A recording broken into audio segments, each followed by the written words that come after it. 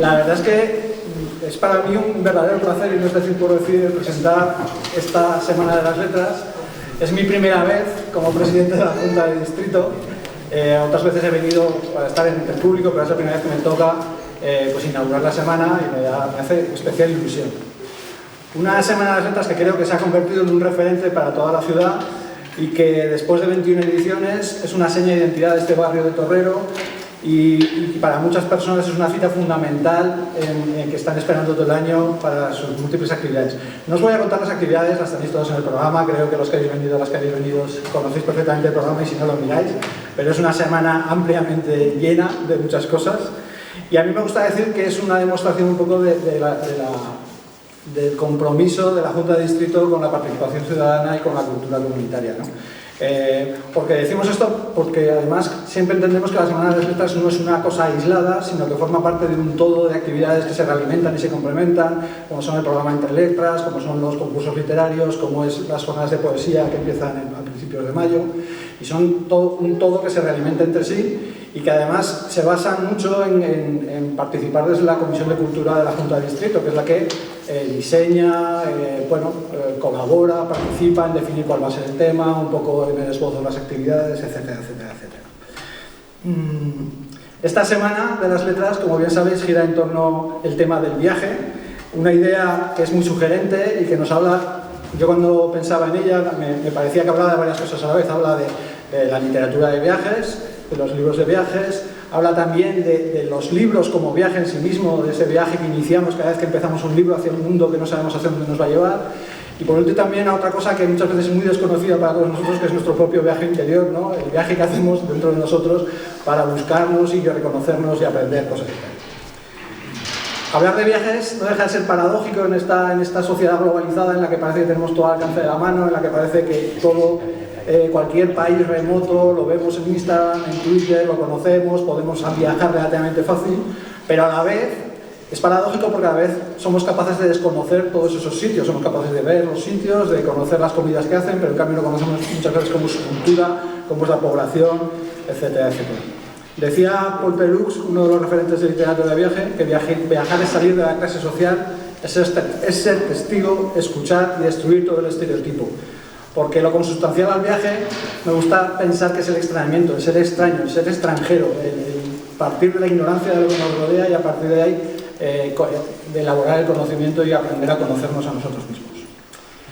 Nada más, no voy a dar mucho la chapa, simplemente me gustaría agradecer a Ana Artau, directora del Centro Cívico, y a Eva Puyo, de la Biblioteca, que, aunque hemos hablado de participación ciudadana, son las que echan todo el esfuerzo y toda la carga de asador de esta Semana de las Letras. Y nada más, os dejo en manos de Eva Cosculluela, periodista y gestora cultural, que os presenta al resto de estupendos contertulios de la mesa y con los que vais a disfrutar mucho. Muchas gracias.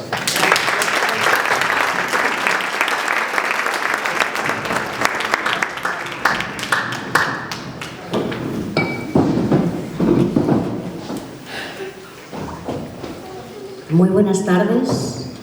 Muchas gracias a todas y a todos por acompañarnos en este viaje tan literario y tan bonito que han preparado desde el Centro Cívico Torrero en esta edición número 21 de su Semana de las Letras. Cuando hablamos de dinamización de los barrios, cuando hablamos de cultura comunitaria, cuando hablamos de sensibilidad a la hora de escuchar a los vecinos, a la hora de proponer actividades y proponer actos, creo que un buen ejemplo, lo que debería salir en un diccionario si lo buscáramos, sería esta Semana de las Letras. Así que muchas gracias por la invitación y sobre todo enhorabuena por prepararla y por llevar 21 años en la brecha. Voy a empezar presentando a nuestros invitados, que casi me da un poco de pudor porque seguro que los conocen perfectamente, pero creo que siempre hay que presentar a los invitados y voy a hacerlo por riguroso orden alfabético. Vamos a empezar por Miguel Mena. A Miguel seguro que todos ustedes lo reconocerían con los ojos cerrados porque nos ha acompañado durante muchos años desde detrás de los micrófonos de Radio Zaragoza.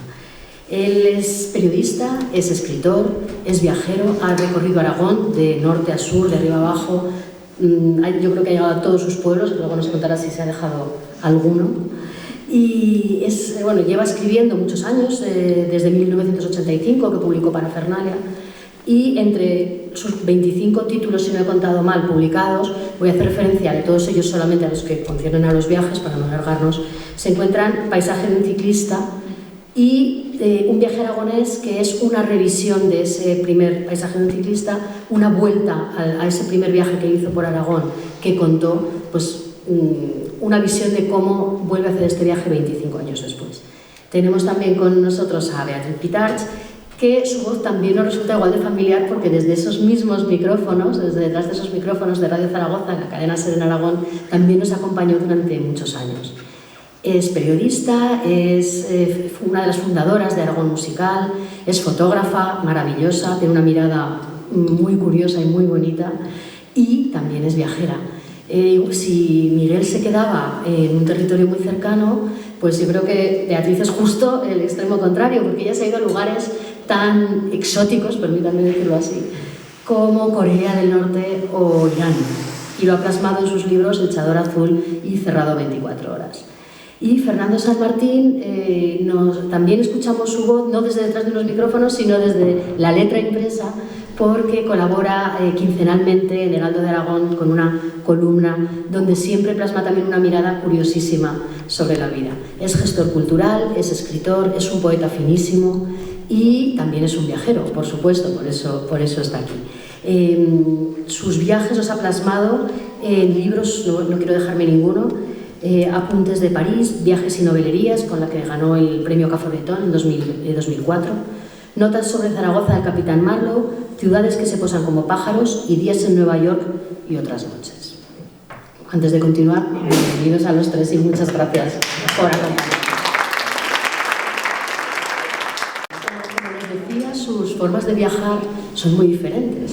Miguel ha viajado por lo próximo, ha viajado a las raíces, ha viajado para entender de dónde venimos, para entender nuestros orígenes y para entender lo que conforma nuestro territorio.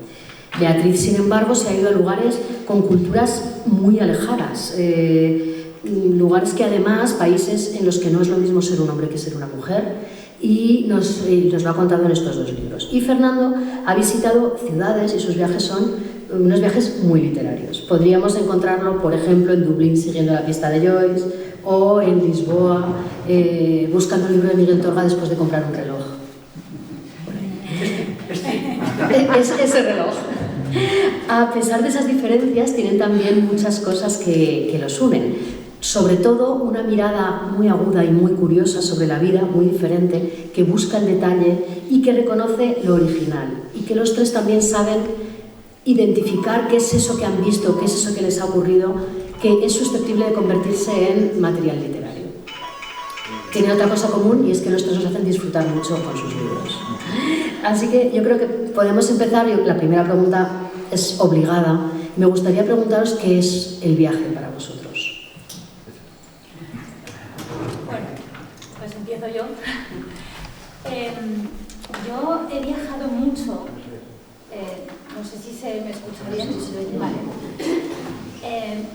Durante una etapa de mi vida me obsesioné con buscar la belleza en lugares donde no era el lugar aparentemente fácil encontrarla.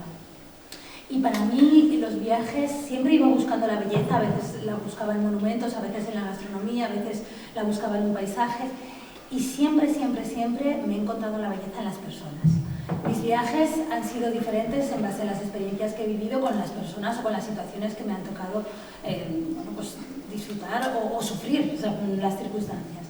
Entonces me di cuenta de que aunque vaya a países muy alejados, al final el comportamiento humano, no sé, es muy bonito, me parece el tipo de estudio, me asombra, me fascina, me apasiona, y para mí el viaje es eso, el entender un poco cómo reaccionamos los humanos en distintas situaciones, tanto como viajeros como anfitriones, y eso es lo que he tratado de plasmar. Muchas gracias, Beatriz. Bueno, pues buenas tardes. Yo voy a hablar así sin micro porque me recogen estos panorámicos, o sea que... buenas tardes. Estaba pensando ahora que Beatriz y yo hemos trabajado muchísimos años juntos. De hecho, nos dábamos el relevo porque yo cuando cogí las vacaciones el programa lo hacía Bea y bueno, hemos tenido una relación muy especial. La vi crecer porque llegó a la radio con 17 años Y estaba pensando ahora, Beatriz, yo me acuerdo cuando me enseñabas ese mapa del mundo donde Bea iba poniendo todos los países a cuál más raro a los que iba, porque claro, ha escrito de Irán y de Corea del Norte, pero me acuerdo de Laos, que te fuiste además sola a Laos, en fin, lugares donde no es muy frecuente viajar. Y claro, yo era todo lo contrario que Beatriz. Mientras Beatriz me enseñaba ese mapa del mundo lleno de banderitas, ¿no? Yo me dedicaba a coleccionar los pueblos de Aragón, ¿no? Entonces, que me has dicho en realidad, según mi cuenta, de hecho el mes pasado fui a conocer 4 que me faltaban, que eran Castillon-Roy, Valldellou, Extremo Oriental, Estopiñán del Castillo y Baels. Y ahora creo que me quedan, o sea, municipios. Voy a hacer una salvedad, y tú que eres abogado me vas a entender, que trabajas en las Cortes. Hay que diferenciar entre municipio, que es una figura administrativa. Zaragoza es un municipio que tiene algunos pueblos en su término municipal, porque Montañana es un pueblo, los llamamos barrios rurales, pero son pueblos, o Torrecilla-Valmadrid es un pueblecito. Bueno, pues Sabiñánigo tiene 52 pueblos en su término municipal, es una barbaridad, muchos de ellos incluso deshabitados. Entonces yo llevo la cuenta de municipios y creo que ahora mismo me faltan 2, que son Vierge y Rodellà, en la Sierra de Aguar, que se me han ido quedando ahí aislados. Entonces, fijaos, Beatriz buscando siempre, pues casi retos, ¿no? Sola por Laos, ¿no? Que podría ser un título también. Y yo al contrario pues me he movido muy alrededor, y también estaba recordando que en mi viaje más corto, que escribí un relato largo, nació de un encargo de Fernando San Martín, porque Fernando dirigió junto con Adolfo Ayuso una revista literaria preciosa que se llamaba La Expedición, entre los años, ¿en qué años fue eso, Fernando? Últimos años de la década de los 90. De los 90, una revista muy bonita, y una vez dedicaron un artículo a la ciudad y me pidieron que escribiese algo sobre la ciudad, y se me ocurrió escribir el trayecto de casa al trabajo, que entonces no había cuentapasos de los que hay ahora en los móviles, era en los años 90, y durante 3 días seguidos conté mis pasos, porque además como iba por la calle de Jaime, a veces te cruzabas un amigo, y se olvidaba. Entonces dije, bueno, 1863, que me salieron el último día, y es el viaje más corto que he narrado, ¿no? Porque es un viaje que salgo de casa al trabajo, pero en ese trayecto voy pensando en cosas, ¿no? Al final mi viaje pues va circulando también por el tiempo. Pero yo creo que a mí lo que más me gusta del viaje es el trayecto. A mí más que llegar a un sitio lo que me gusta es el recorrido. Por eso mis viajes favoritos son los que he hecho andando o en bicicleta. Un Dios que ya no ampara, que fue ir andando al Moncayo, nada, 3 días, o la travesía de Aragón en bicicleta, que he recordado, paisaje del ciclista y un viaje aragonés. El Camino de Santiago, que en su momento me inspiró una novela, no es un libro de viajes, pero una novela, los que he hecho, que he llegado por mis propios medios, y sobre todo me gusta mucho el recorrido, ¿no? lo que me voy encontrando. En ese sentido no soy viajero de ir muy lejos, me gusta, no sé, me muevo en esos territorios más cercanos. Bueno, qué placer es escuchar a la gente de la radio. Lo que cuentan, como lo cuentan, lo que dicen y cómo son sus voces. El viaje, a mí me gusta todo el viaje. Entonces, se mezclan además 2 entusiasmos, el viaje como tal y la escritura, lo que uno escribe sobre el viaje. Para mí escribir cuando viajo me resulta muy fácil, no tienes que entrar en el territorio de la ficción, los personajes son los que te vas encontrando habitualmente. Uno de mis últimos libros recoge un viaje a Chicago y a Nueva York. Recuerdo que me fui a Chicago, pero cogiendo primero un avión de Madrid a Zúrich y luego un segundo avión de Zúrich a Chicago, simplemente porque era más barato que hacer el vuelo directo. Tuve la mala suerte de perder el avión en Zúrich. Y ya ahí comienza el libro porque empiezo a reflejar a personajes con los que me encuentro. He perdido el avión, me tienen que recolocar, tengo que ir a un mostrador para ver cuándo puedo coger el avión que he perdido, y me encuentro allí a unas chicas, a 3 chicas chinas de Madrid, de Legazpi. Entonces hablaban un castellano cheli. Y estaba comiendo, porque estaba nervioso, ha empezado el viaje mal, he perdido el avión, ahora a ver cuándo vuelo, tendré que quedarme a dormir, porque todo eso. Pero ellas estaban comiéndose unas bolsas de palomitas enormes. Y una de ellas me dice, mira, cuando las cosas se tuercen, lo mejor para tranquilizar los nervios es comer palomitas. Entonces ellas se tenían que ir a Pekín y finalmente les arreglaron el trayecto cogiendo un tren hasta Berlín, y desde allí 2 días después ya volaban.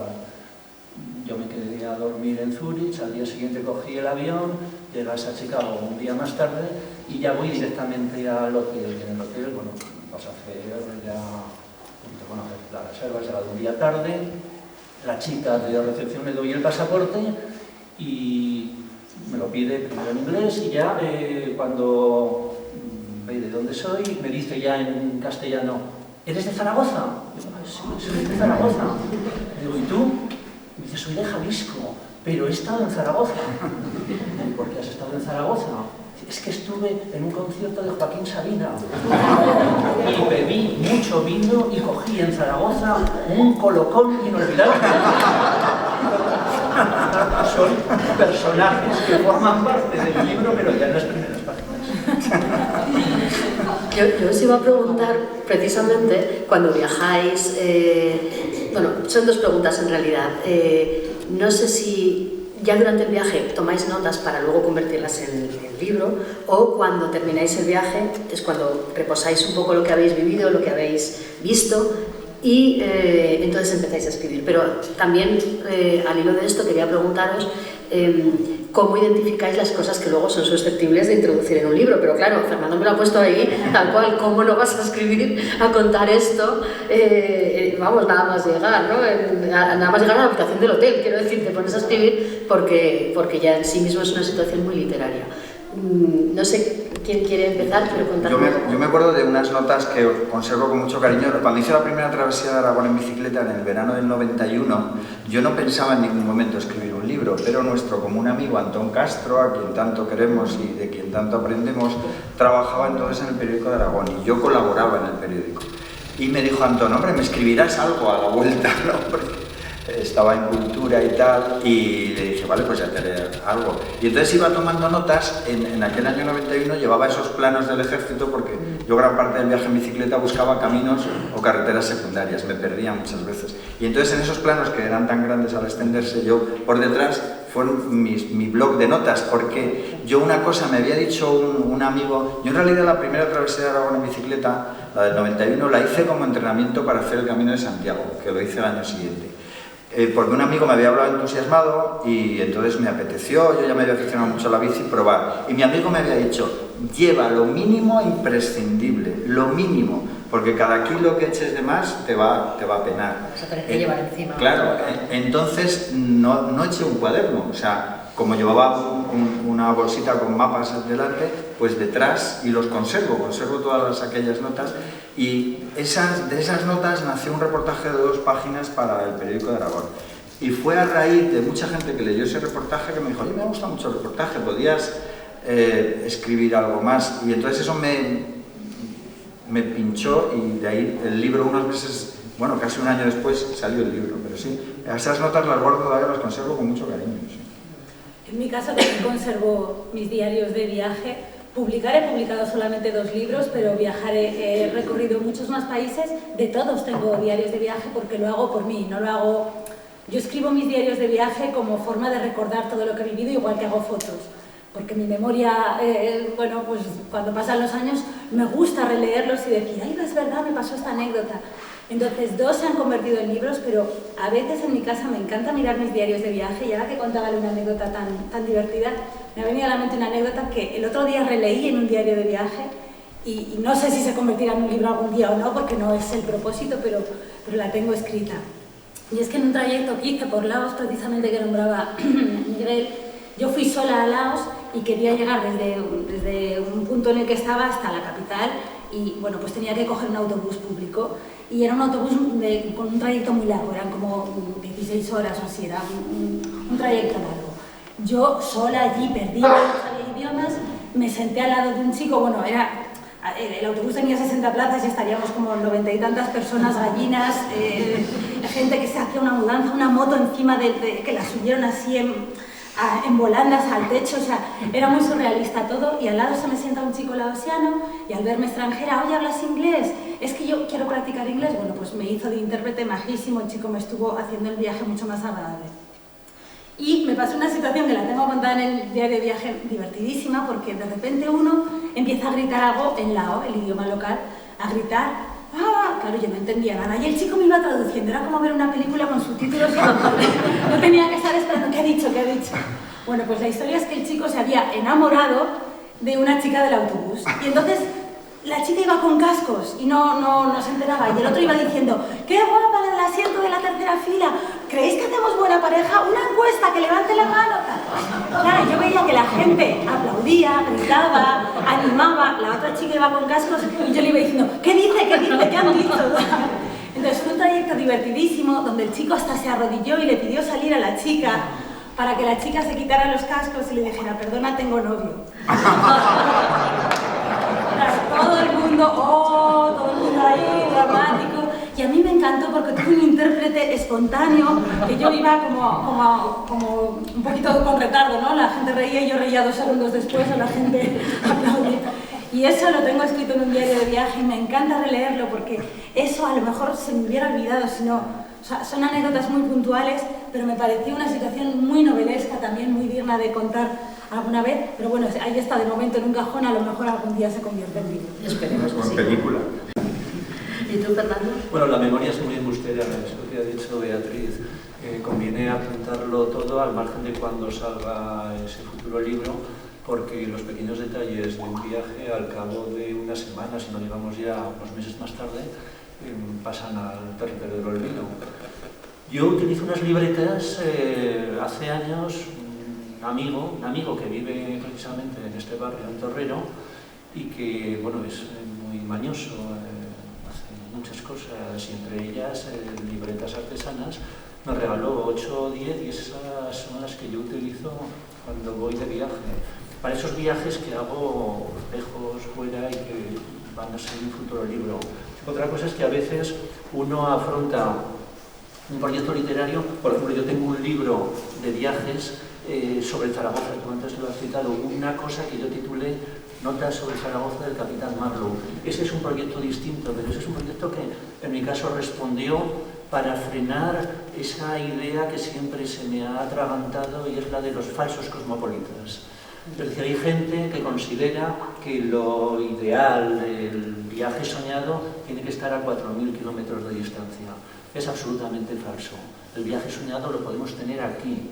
Y entonces yo, en aquel momento, me planteé sacar un libro, que además pensé que iba a ser un desastre en cuanto a la venta del libro, y inicialmente decidí, bueno, irme a otra editorial distinta con la que saco habitualmente las cosas. El libro luego funcionó bien, pero ahí sí que entré en nuestra ciudad, en el viaje dentro de nuestra ciudad, también porque es un concepto que me interesa mucho. Antes Miguel decía el trayecto, a mí me interesa el viaje dentro de la ciudad, es decir, cómo viajo en Zaragoza, cómo viajo en París, cómo viajo en una ciudad donde puedo estar unas semanas viviendo. Entonces ahí, Zaragoza por ejemplo me dio mucho, ahí hice un viaje en aquel presente mío, pero también un viaje al pasado, el viaje al niño que yo era cuando veía en el Parque Primo de Rivera las pruebas de motociclismo en las que competía Ángel Nieto. A lo mejor alguno de vosotros todavía recordará cómo en las curvas del parque, o sea, eso parece del siglo XV, pero era de cuando nosotros éramos niños, ponían unas pacas de paja para proteger las caídas de los motoristas. Entonces, eso era tremendo. En ese libro está, por ejemplo, un terrible accidente, una Navidad del año 72-73, aquel autobús que venía de Barcelona y se salió... ¿71? Sí, en diciembre de 72. Diciembre, era el mes de diciembre. ¿A qué hora? No, es que lo sabe todo. Por la noche. Sí, venía de Barcelona y hacia Galicia.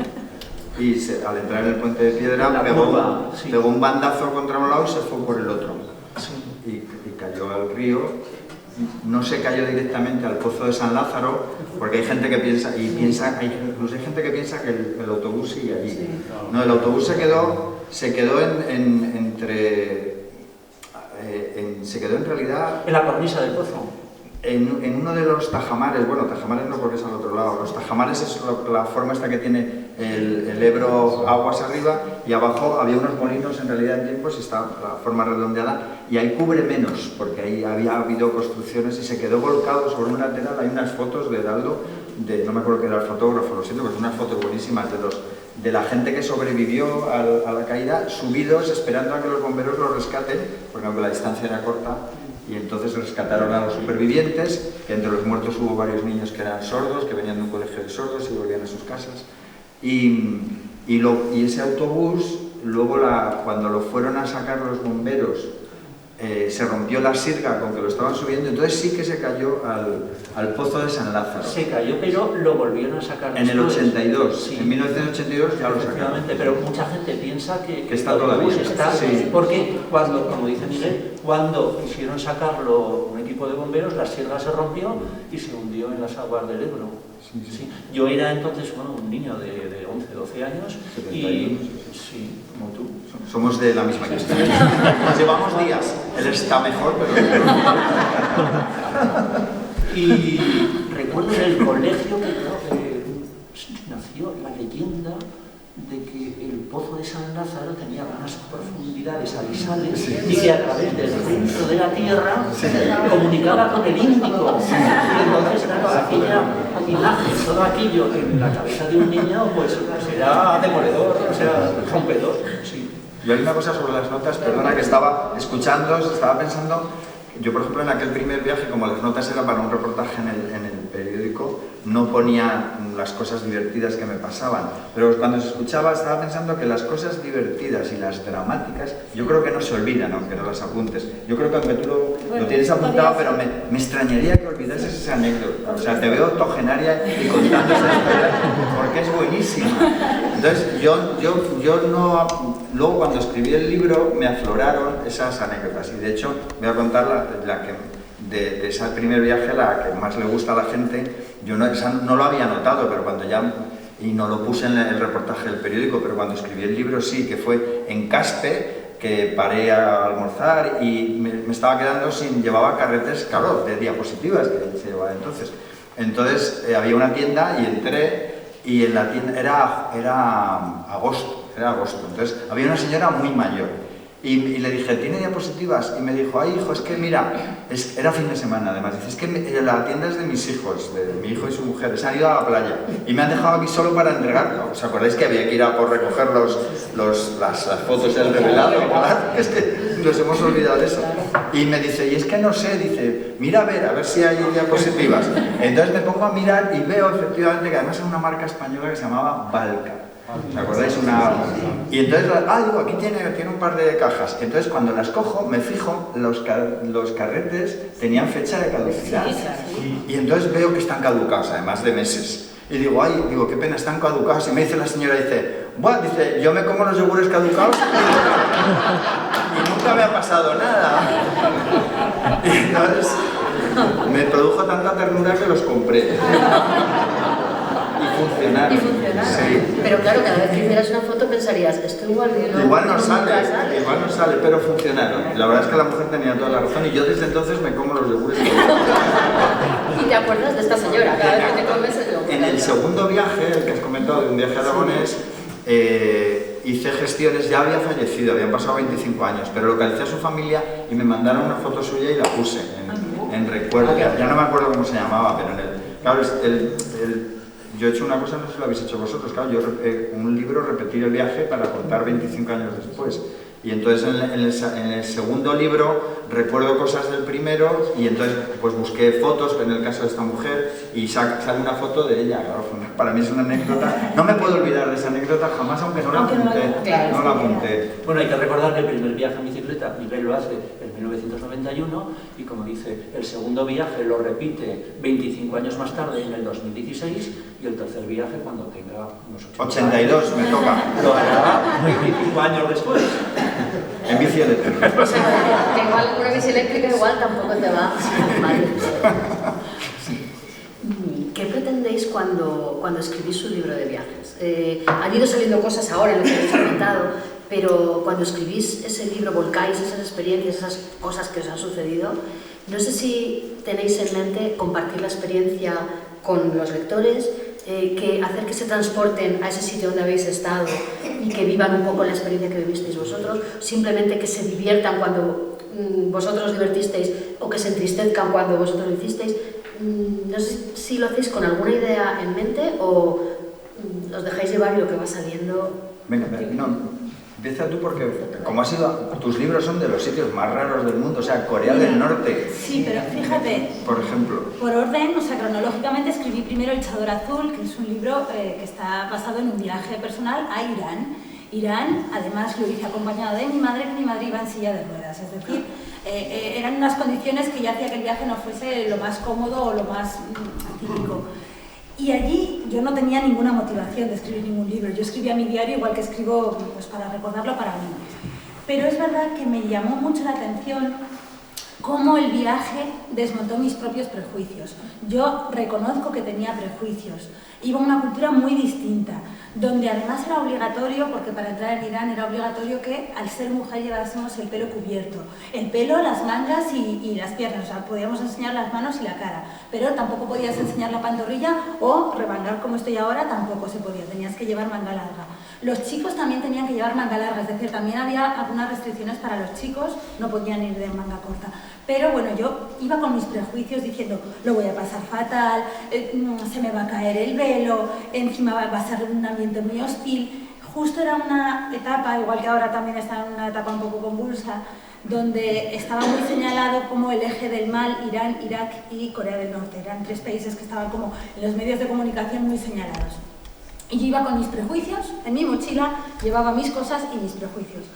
Y reconozco que el ir allí me desmontó mucho los estereotipos que yo traía de serie. Conocí gente muy hospitalaria, bueno, pues al final como todo el mundo, hay gente buena y gente mala. Pero Irán concretamente tiene una hospitalidad muy abierta que me asombró muchísimo. Y yo creo que lo que me llevó a querer compartirlo fue eso, es decir, oye, que ni todo es blanco ni todo es negro, que resulta que es que hemos sido dos personas allí en Irán y no nos ha faltado una casa donde dormir, un té con quien compartir. Y quizá eso fue mi motivación, es decir, he encontrado belleza en un sitio que pensaba que era horroroso y resulta que no, que me encontré gente muy bonita, muy bonita. Y esa fue mi motivación. ¿La tuya, Fernando? Para mí la escritura tiene que ser siempre un espejo de la vida, un reflejo de la realidad. Entonces el viaje lo pone muy fácil. Por otro lado, el viaje, seas o no seas escritor, conlleva normalmente dos cuestiones que yo siempre tengo perfectamente definidas. La primera, el viaje es un reencuentro con nosotros mismos. Y luego a mí me sucede, y yo creo que a vosotros, a muchos de vosotros también os ocurre eso, el viaje da una de las mejores versiones de lo que somos, fuera de la vida cotidiana. Y luego, en segundo lugar, el viaje te proporciona una dimensión de libertad que en el día a día no tenemos. Todo eso facilita lo que es el proceso de escribir. Y lo que sí que procuro es mostrarle al lector qué me da el viaje, qué me ofrece, con qué personajes me encuentro y sobre todo divertirle. No pienso en el lector cuando escribo, pero me obsesiona el lector cuando estoy corrigiendo las pruebas de un libro. Eso sí que es así, ¿no? Yo no pienso en el lector o en la lectora, pero cuando ya estoy corrigiendo lo que son las pruebas que el editor te pasa, mi única obsesión es no aburrir nunca al lector. Por eso hago libros cortos, porque también una de mis obsesiones es no dar la brasa demasiado. Muchos de los viajes que estamos comentando no son como ir a pasar un fin de semana a la playa, entonces tienen algo de transformador, casi todos, ¿no? No siempre los escribes. Yo recuerdo, yo tengo un viaje que le siento un enorme cariño, que fue un Interrail que hice yo solo con 23 años, que además fue la primera vez que viajé solo, y fue lo típico que íbamos a viajar 3 amigos. Yo había estado ahorrando como un loco, un curro de estos que tuve un tiempo antes de trabajar en la radio, y primero se rajó uno, no sé por qué, y luego el otro, pues, joder, es que para irnos los dos, joder, pero tío, o sea, no es que me despreciase, pero estas cosas, éramos muy amigos, pero como se rajó el uno, pues el otro también, y a mí me daba un coraje haber ahorrado dinero, y dije, pues yo me voy. Y fue una experiencia maravillosa. Estuve en Francia, Italia, Austria, Alemania, volví a Italia, como además el Interrail vas y vienes a donde quieres. Nunca se me ocurrió escribir eso, pero lo tengo ahí en la cabeza como un viaje que a mí, de alguna manera, con 23 años, a mí me transformó. Además tuve la suerte que pocos meses después entré a trabajar en la radio. Entonces para mí ese fue transformador. Y luego ya los viajes, claro, luego ya le cogí gusto a, pues se puede viajar solo. Se puede hacer. Y luego hice pues la travesía de Aragón, el Camino de Santiago, que de ahí sí que salieron libros, aunque el del Camino de Santiago lo convertí en novela. Pero para mí también fueron viajes transformadores, en muchos sentidos, Por ejemplo, yo no soy una persona religiosa, pero el viaje del Camino de Santiago me produjo una gran sensación de espiritualidad en muchos momentos. La soledad, bueno, son más en los viajes por Aragón. Y yo creo que también esto es un poco cuando hice el libro el primero, el del viaje, el paisaje del ciclista, también es aquello del pescador que pesca pez, te animas, ¿no? Entonces, cuando dices, lo cuentas en el periódico, luego lo cuentas en el libro, ves que lo lee gente, Yo tenía un poco en la cabeza, claro, para mí el modelo de libro de viajes todavía era Viaje a la Alcarria, no había tanta literatura de viajes, ¿no? Cuando nosotros éramos jóvenes, Fernando, ¿qué literatura de viajes leíamos? De Viaje a la Alcarria. Sí, yo he encontrado literatura de viajes, por ejemplo, a mí me gusta mucho, en las últimas décadas, la literatura de viajes que hacen los periodistas, porque encuentro en los periodistas matices, contenidos que no encuentro en el escritor puro. Es decir, Leguineche, al que yo empecé a leer tarde, pero hay un título emblemático suyo, El camino más corto. Salido de lo que decía antes Jesús, el viaje interior. Leguineche dice, utilizo este título, El camino más corto, porque el camino más corto para llegar a uno mismo es dar la vuelta al mundo, y es lo que hace. Entonces, es así. Leguineche y otros periodistas, Javier Reverte, con El sueño de África, que tiene un éxito editorial tremendo. Reverte, antes de morir, vino muchas veces a Zaragoza, presentaba sus libros, era un narrador estupendo, pero él utilizaba el viaje como excusa para salir de casa, divertirse. Y él, recuerdo que una vez me decía, mira, es que viajar es conocer, y conocer es comprender. O sea, eso es esencial. Se viaja para conocer, pero conoces para comprender. Entonces, hay dos autores, pues un clásico, Goethe, decía que una vez reflejó, si quieres ser mejor que los otros, amigo mío, viaja. No estoy de acuerdo. Yo diría, si quieres ser diferente a los otros, viaja. No si quieres ser mejor, si quieres ser diferente. Entonces ahí sí, lo que decías, Miguel, la literatura de viajes se pega un impulso, pues a lo mejor a partir de los años 80 en España, empiezan a venderse libros de viajes, hay colecciones, está Altair, están algunas revistas, y ahí sí que... Sí, Laertes, por ejemplo. Y la literatura de viajes empieza a tener más lectores de los que tenía con libros clásicos. Ojo, no olvidemos que si hay algo emblemático en la literatura de viajes es la Odisea. Ulises es el gran viajero. Y el Quijote. Efectivamente. Sí, Alonso Quijano. O bueno, aquel personaje inventado por Germán Melville, el capitán Ahab, en busca de una ballena asesina llamada Moby Dick, es otro tipo de viaje. O Robert Louis Stevenson, La isla del tesoro, es un libro de viajes. Son estos clásicos. Precisamente lo que distingue vuestros libros y los buenos libros de viajes de meras guías es que no solo habláis de los lugares, de las calles, de los sitios que encontráis, sino que plasmáis en ellos, vertéis vuestra sensación, vuestra vivencia, vuestra forma de mirar. Los tres libros están escritos en registros muy diferentes. Beatriz, tú lo cuentas más... es un relato más pegado a lo que sucede, al viaje, ¿no? Vas describiendo el viaje como diario.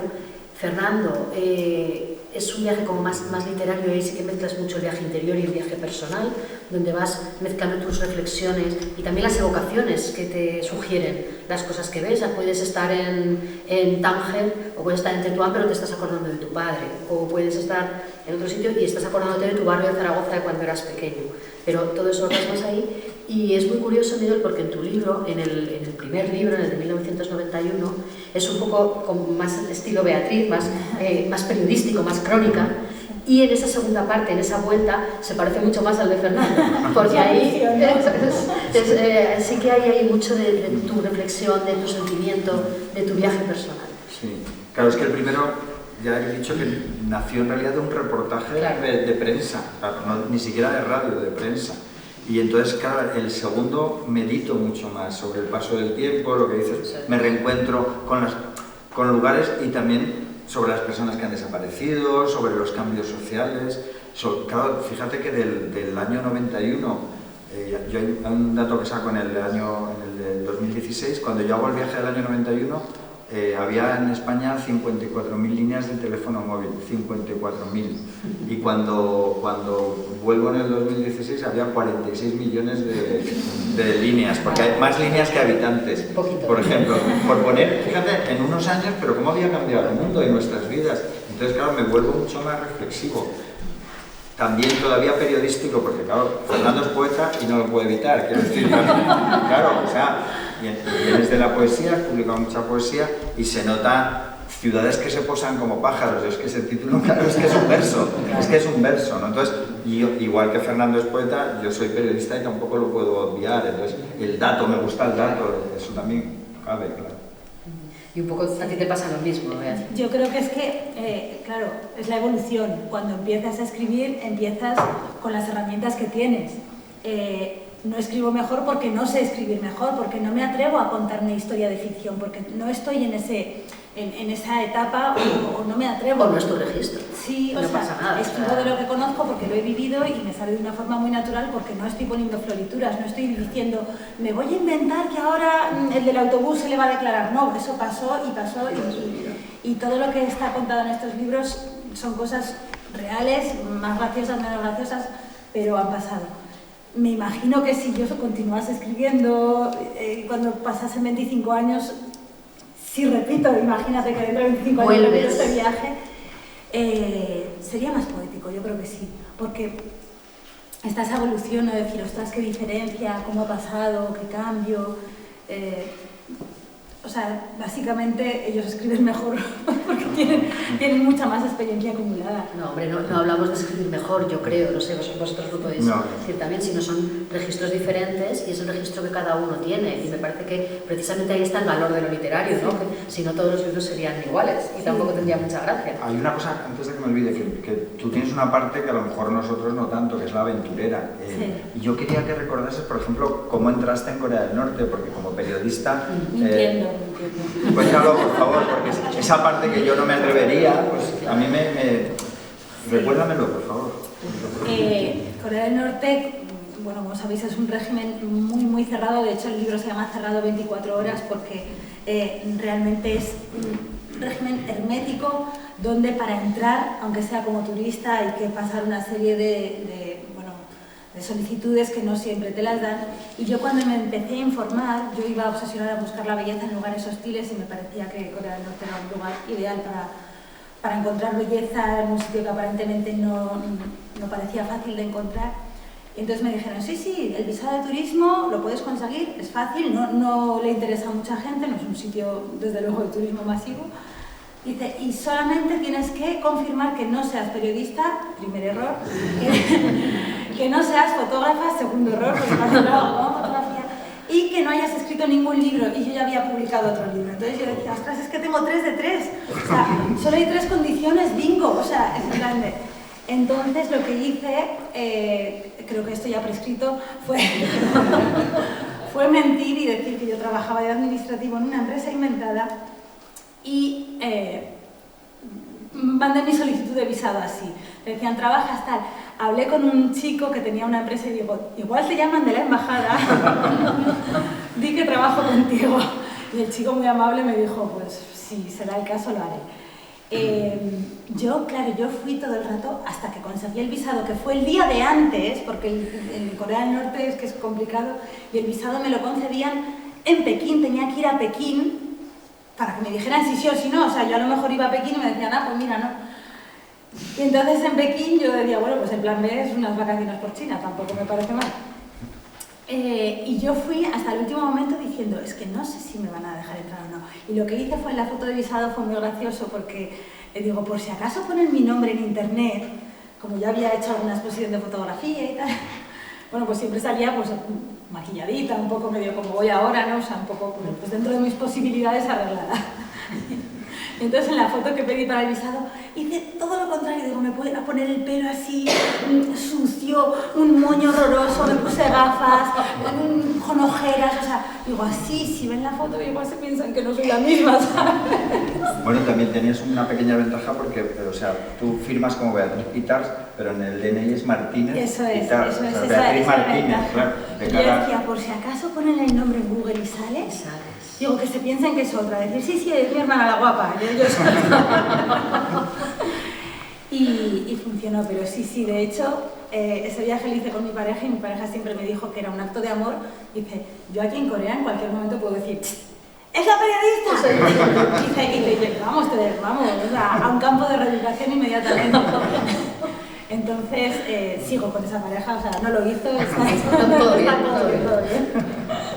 Beatriz, y una cosa muy curiosa también que cuentas en este libro es que, claro, nada más llegar te ponen 2 guías que no se separan de ti en ningún momento. Y claro, no es lo mismo viajar solo en bicicleta, viajar tú por tus ciudades, que viajar con 2 personas que todo el rato condicionan lo que puedes ver. 100%.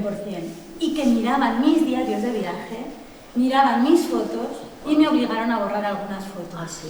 Y es que, claro, es un viaje muy distinto a los que yo he hecho. Yo he viajado mucho y además muchas veces he viajado sola y me encanta, pero este libro, desde luego, no es el modus operandi habitual. Solo se puede entrar a Corea del Norte así, tienes que aceptar las condiciones. Esto es como cuando lees los términos y condiciones, amigo, lo has aceptado. Y si no, además se encargan de explicártelo muy bien para que no digas, ay, no lo sabía, no. Te hacen muchas entrevistas previamente, entiendes que tienes que ir con 2 guías constantemente, que no puedes elegir dónde comer, dónde dormir, no puedes salir sola a la calle en ningún momento, ni siquiera, yo no fumo, pero gente que fumaba me decía, me quiero salir a la calle a fumar un cigarro, con el guía, oye, que me voy al baño, me llevan a la puerta del baño, o sea, era muy, muy exagerado. Y cuando, me acuerdo que conocí allí a no me acuerdo qué nacionalidad era, me parece que era noruego, y que pidió un visado y dijo, es que soy de Noruega y quiero entrar a Corea del Norte, y le dijeron, danos 2 años. Dice, 2 años porque un guía tiene que aprender noruego.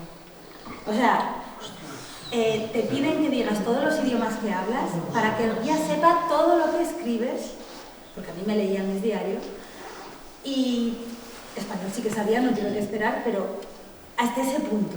Entonces decía, ¿qué idiomas hablas además de español? ¿Hablas inglés? Sí. Si hablas otro idioma raro, dínoslo, porque si tú escribes algo queremos entenderlo. Y entonces yo cuando escribía esos diarios a veces hacía, pues claro, mis pequeñas triquiñuelas, ¿no? Claro, ahí hay que engrandecer al líder, entonces yo no iba a decir, vaya rollo, hemos tenido que hacer una reverencia de más, sino que ha sido espectacular ver la enorme estatua del reverendo. Y yo ponía eso y todo el mundo, muy bien. Paso a paso. Amado líder. Oye, Fernando, en tus libros está Chicago y está Nueva York, como en este que citabas, está Lisboa, está Dublín, está Tánger y Tetuán. ¿Cómo eliges las ciudades a las que viajas?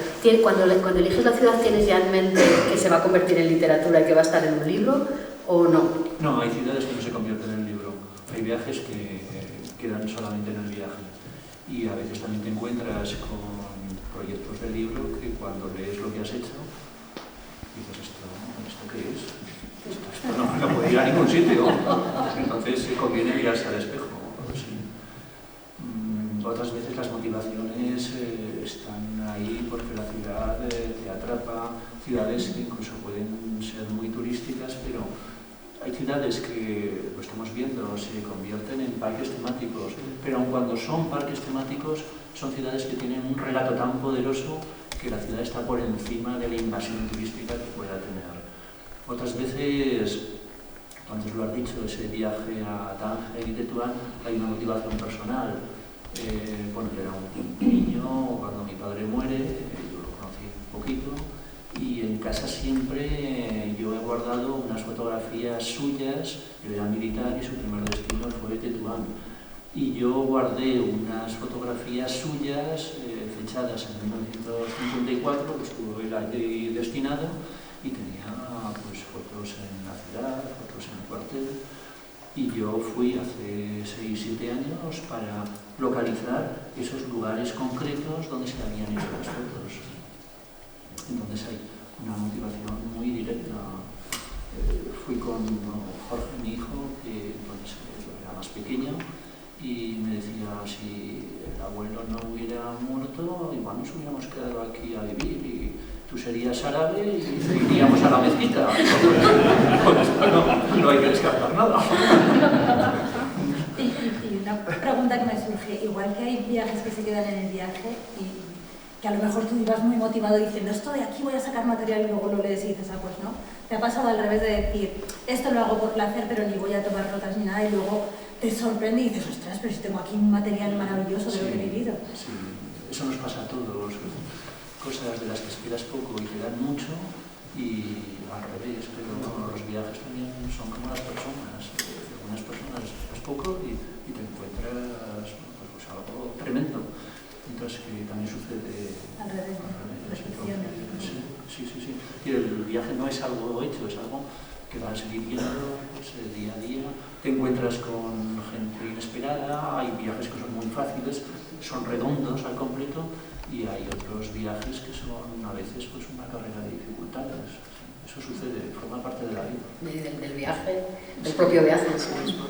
Y Mireia, ¿a ti cuál es el sitio que más te gustó visitar en ese primer viaje de 1991?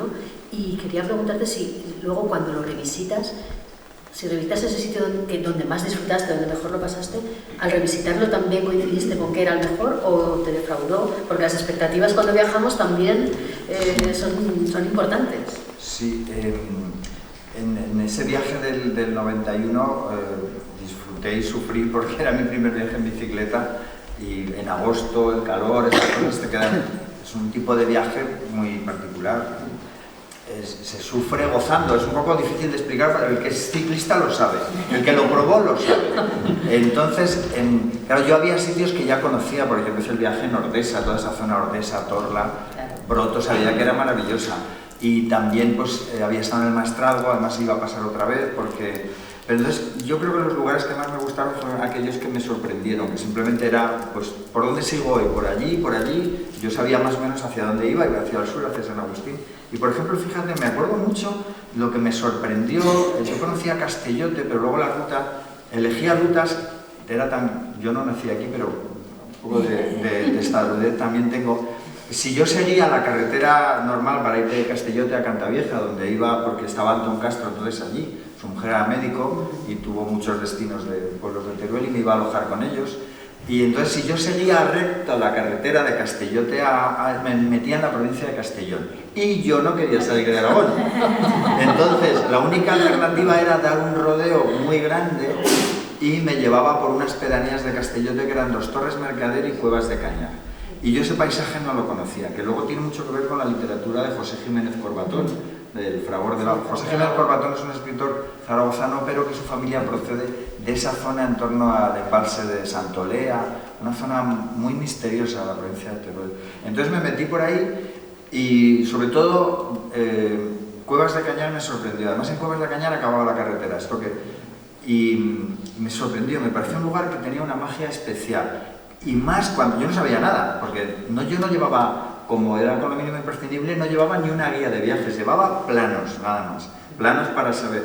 Y entonces de repente cuando el pueblo me gusta y cuando salgo del pueblo me encuentro un convento enorme, una iglesia y mucho más, que era un convento, entonces no lo sabía, enorme en ruinas. Y resulta que había habido en el siglo XVII y XVIII allí los monjes servitas habían tenido en aquel lugar apartado del mundo, porque es que ahí acababa la carretera y luego venía una pista de tierra, habían tenido allí un convento. Y fíjate, volví 25 años después y ya la salida del pueblo ya estaba asfaltada, pero el sitio seguía siendo maravilloso. Cuando yo pasé la primera vez me miraron como un marciano. Cuando volví la segunda había carteles de territorio BTT, territorio de bicicleta de todo terreno, instalaciones para atender a los ciclistas y lo más bonito, que me sigue fascinando de Cuevas de Cañar. Eusebio, ¿estáis por ahí? Sí, vale. Es que Eusebio y Inma, es que hemos venido juntos ahora, venimos de la Universidad de la Experiencia. Y les he puesto esta tarde a Guitarrica de la Fuente, que es un cantante que es originario de Cuevas de Cañar.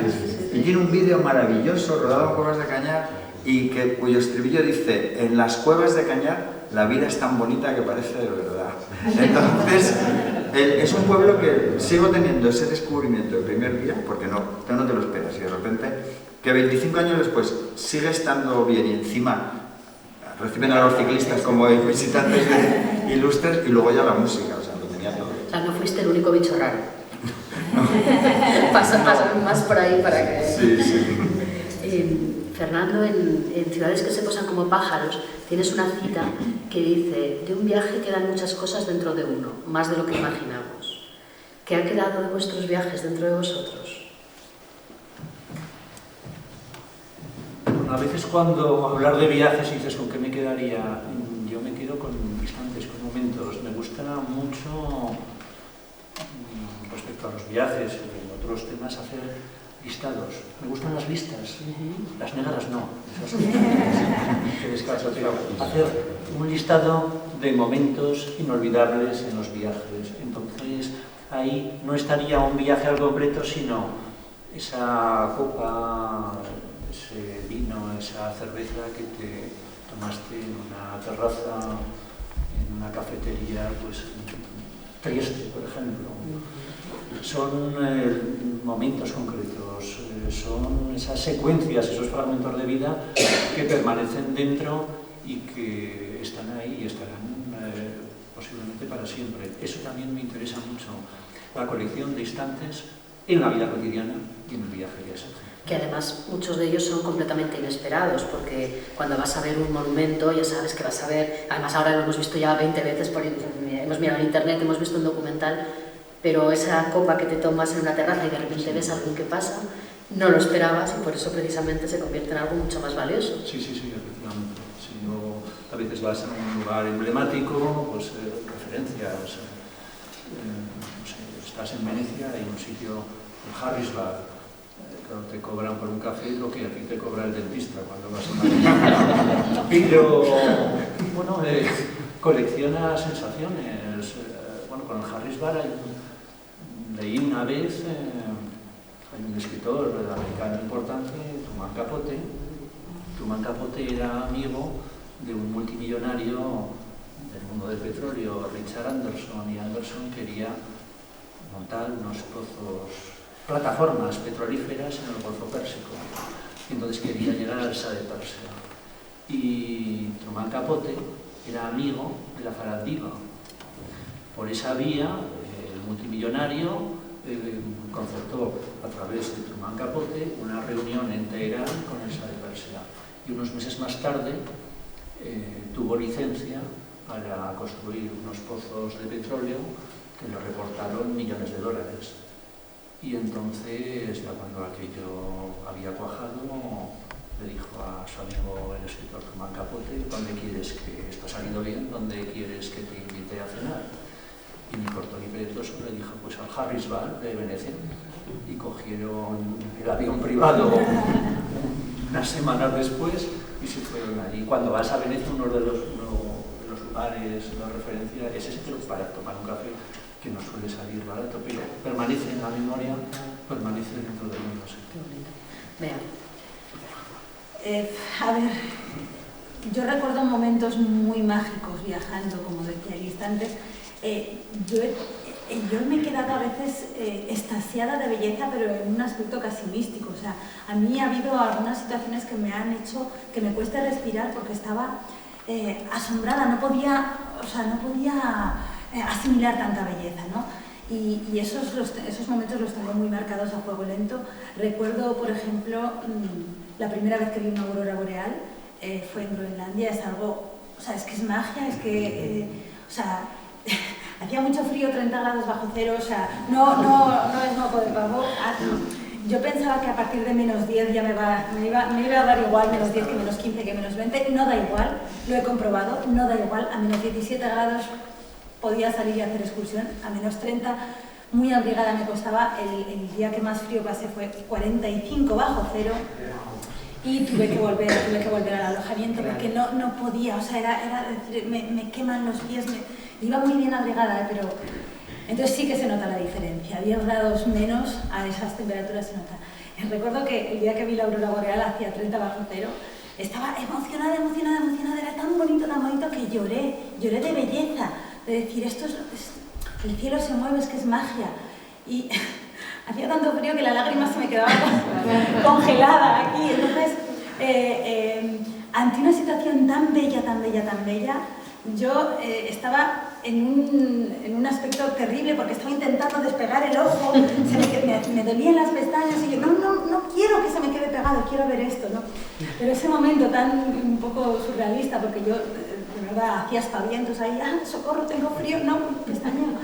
Pero ese fue un momento mágico. Los templos de Bagan en Myanmar también me dejaron extasiada de belleza, y un fenómeno meteorológico que vi en Nepal, que era como una especie de arco, se formó en el cielo como un círculo. Yo lo vi de tonos rosados, luego leyendo en internet decían que solía ser blanco, pero igual era por la luz del sol o algo. Se formó como un círculo rosa y yo, ¡ay! Era magia, magia, magia, precioso. Entonces, esos instantes para mí se quedan en lo más bonito de la vida. Pero desde luego lo que me quedo, y lo hemos hablado todos, creo que todos los viajes transforman, nos hacen ser diferentes, ni mejores ni peores, pero sí diferentes, como bien apuntabas tú. Te hacen relativizar mucho las prioridades, lo que tú llegas a casa. Yo me acuerdo que llegaba a lo mejor de algún viaje donde había vivido una transformación interior muy potente y hablaba con mi hermana, ¿qué falda me pongo, la amarilla o la verde? Y de repente era como, ostras, espera, que he vuelto al mundo más banal, más superficial. Pero claro, todo lo que habías vivido se queda dentro y de cada uno de los viajes. A mí se me queda mucho la hospitalidad. La hospitalidad, la bondad, la amabilidad. Yo amo lo amable y más, cada vez más. El otro día le dieron un premio a Pilar Palomero, la directora de cine aragonesa de Las Niñas y La Maternal, y vi un fragmento del discurso en la tele, que se lo dieron en Málaga, y reivindicaba la bondad. Y yo, todas esas personas que me han tratado con bondad en cualquiera de mis viajes a andar por casa, de mis viajes cercanos, se me han quedado ahí y a veces han convertido en amigos para siempre, que decían los Manolos. Y mira, en ese primer viaje en bicicleta tengo una anécdota y un recuerdo que muy peculiar, porque yo tenía un compañero en la radio, tú no le llegaste a conocer, anterior, que tenía casa en el Pirineo, y hablando que iba a hacer ese viaje, ¿por dónde vas? Digo, pues voy a salir de Broto, porque yo me alojaba en todos los sitios donde podía ser gratis.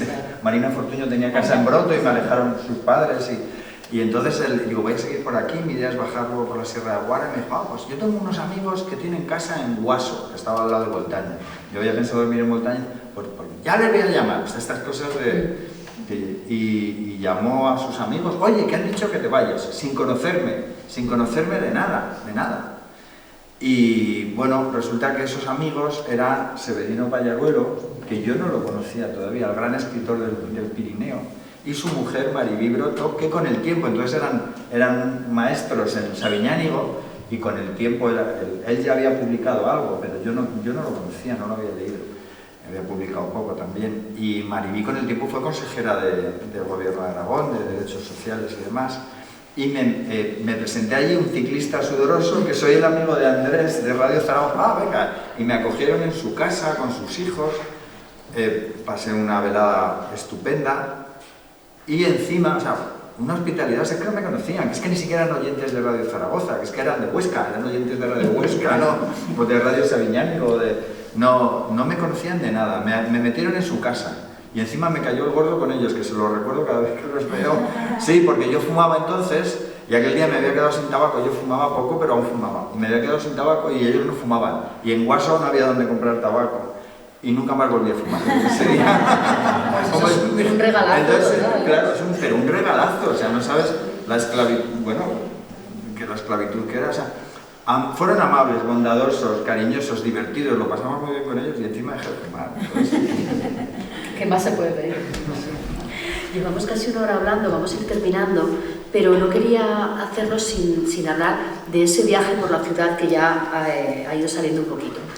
Tú, Fernando, lo tienes muy bien recogido en tu libro, las notas sobre la ciudad del Capitán Marlowe, Miguel en 1863 pasos, y tú, Bea, no lo has plasmado en un libro, pero sí en un proyecto fotográfico en el que ibas fotografiando cada día del año un rincón de la ciudad que te provocaba cierta belleza.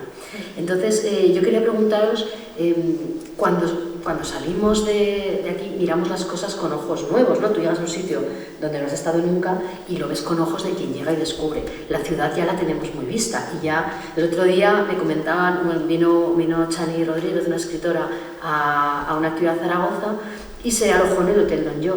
Y claro, Don Yo lo hemos oído 1000 veces el nombre y entonces de repente decía, Don Yo. ¿Qué nombre es este de un hotel? Dice, está pensado para escritores. Y entonces me acordé que Mila Matas también cuando vino hace unos años decía, Don Yo, este es un hotel fantástico para mí, o sea, quiero estar ahí, ¿no?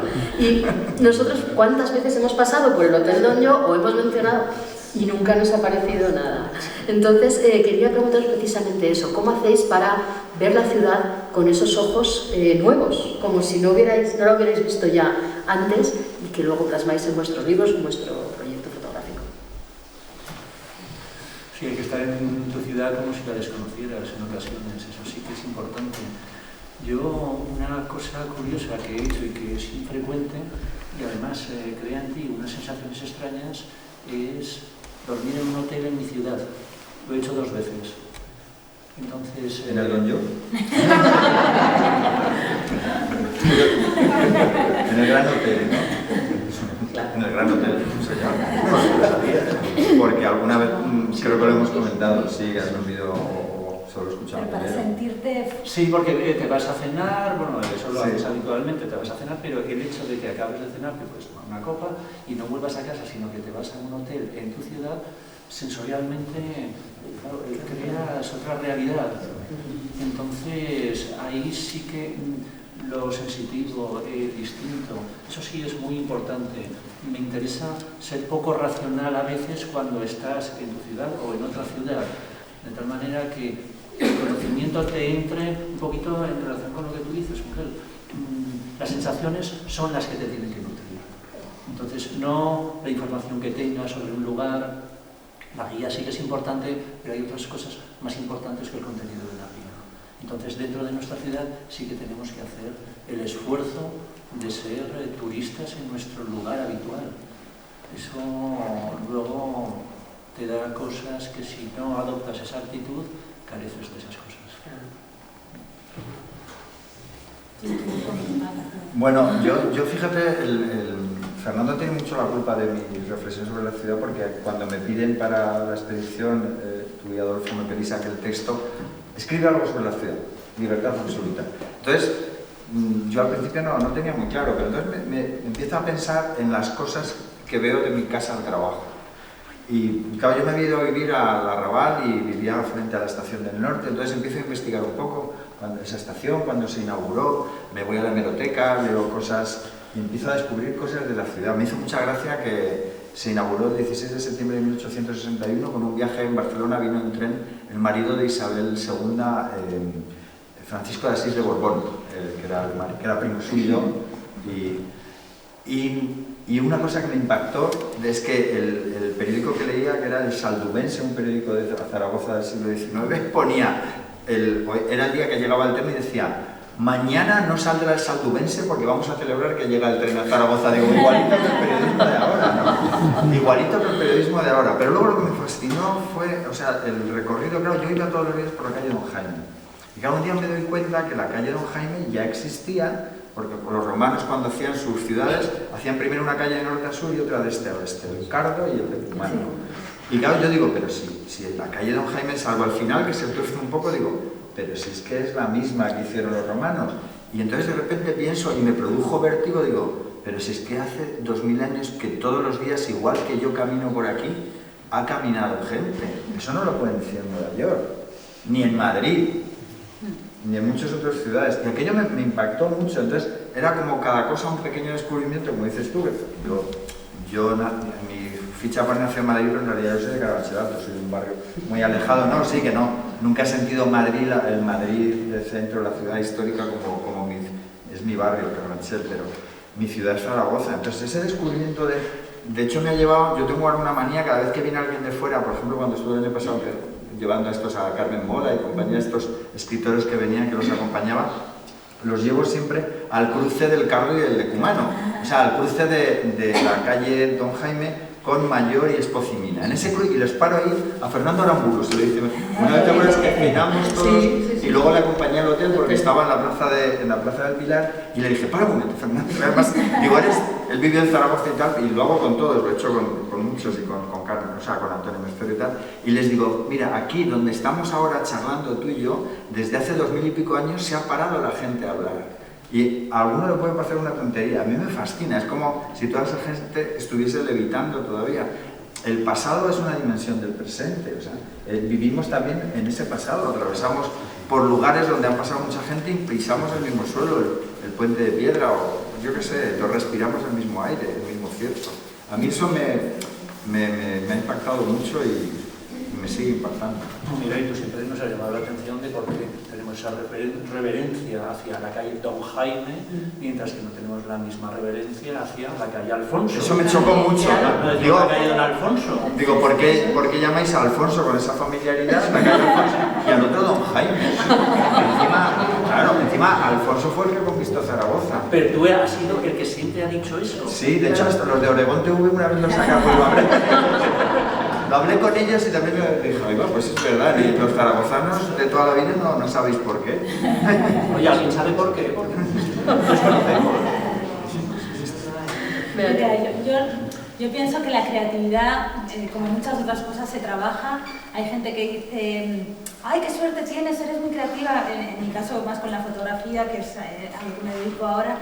Y creo que, bueno, lo puedo ser más o menos, pero sí que me esfuerzo en ser creativa. O sea, es algo que trabajo, no es, ay, a ver si me... A mí me gusta mucho la belleza, me gusta, la busco. Y la busco, pues eso, hablaba Eva de un proyecto que hice de una foto cada día durante un año.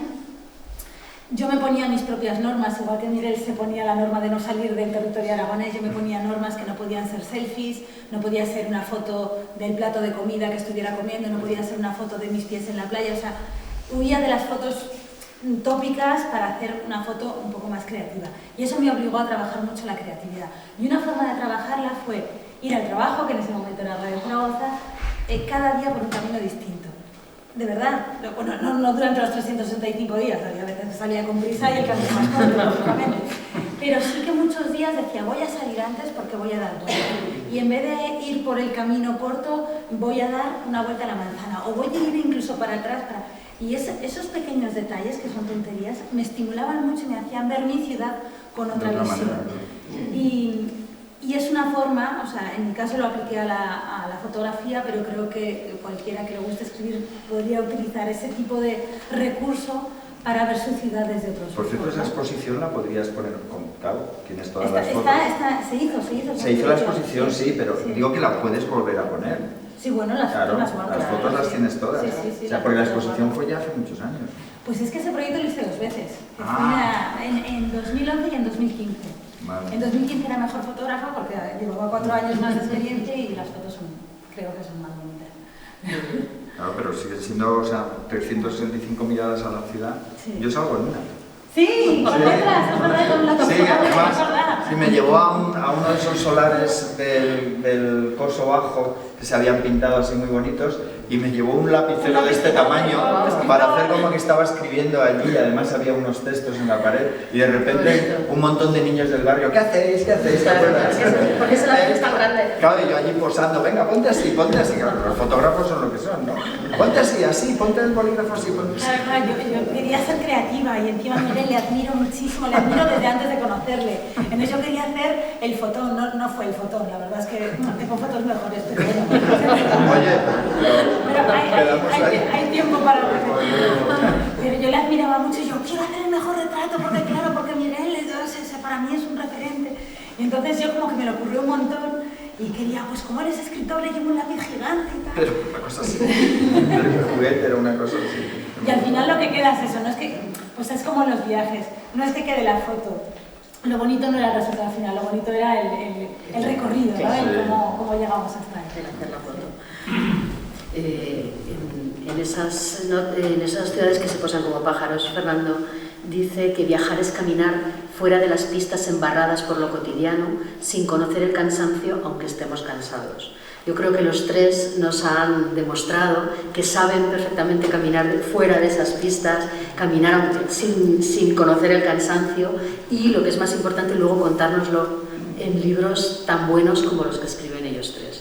Así que muchas gracias por esta conversación, que yo he disfrutado mucho y espero que vosotros y que ustedes hayan disfrutado también.